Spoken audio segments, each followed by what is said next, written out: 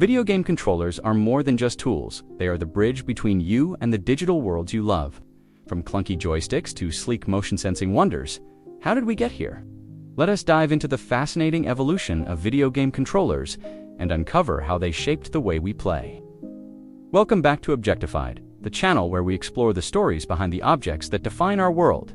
Today, we are diving into the evolution of video game controllers, an object that is transformed from simple buttons and knobs to sophisticated devices that feel like an extension of ourselves. We will explore their origins, track their innovations, and discover their cultural impact.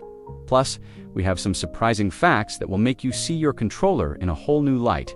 So, grab your favorite controller and let us jump in. The story of video game controllers begins in the early days of gaming, when arcades and experimental machines ruled.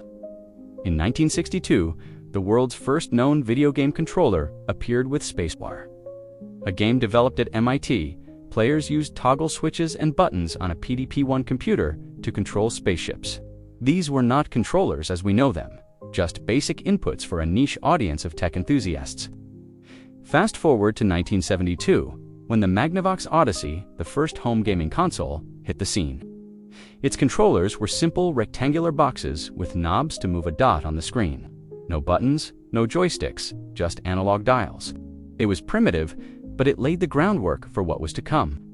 Then came the Atari 2600 in 1977, introducing the iconic joystick, a single stick with one red button.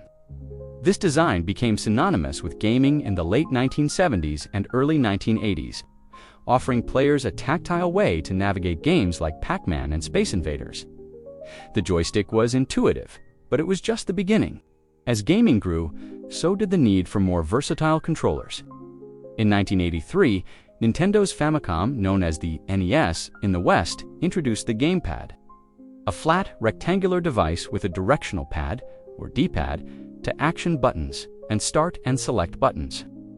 This was a game changer. The D-pad, inspired by calculator keypads, gave players precise control in 2D games like Super Mario Bros.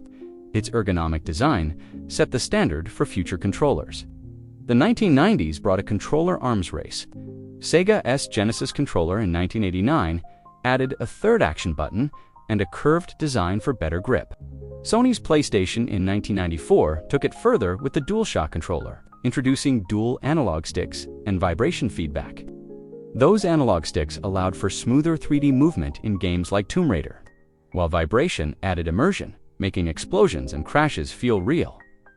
Nintendo struck again in 2006 with the Wii Remote, a motion-sensing controller that let players swing, point, and tilt their way through games.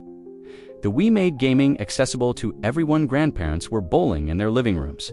Meanwhile, Microsoft's Xbox 360 controller refined ergonomics with its curved triggers and wireless design, becoming a favorite for competitive gamers. Today, we have controllers like the PlayStation 5's DualSense, with adaptive triggers that change resistance based on in-game actions and haptic feedback for pinpoint vibrations. VR controllers, like those for the Oculus Quest, track hand movements in 3D space. While companies like Valve experiment with finger tracking for ultimate precision, the evolution never stops. Controllers keep adapting to new tech. From touchpads to gyroscopes, making gaming more immersive than ever. Video game controllers are not just tech, they are cultural icons. The Atari joystick defined the arcade era, evoking nostalgia for smoky arcades and 8-bit adventures. The Nintendo 64's quirky, trident-shaped controller became a symbol of 3D gaming's rise, thanks to games like Super Mario 64 and GoldenEye 007. Controllers shape how we interact with games, influencing genres and playstyles. Fighting games thrive on arcade sticks, while racing games feel best with analog triggers. Controllers also reflect accessibility. The Xbox Adaptive Controller, released in 2018, was designed for gamers with disabilities, featuring customizable inputs and large buttons. It is a reminder that gaming is for everyone, and controllers are evolving to make that a reality. Beyond function, controllers are collectibles, with limited edition designs for games like The Legend of Zelda or Halo fetching high prices. They are not just tools, they are part of gaming's identity.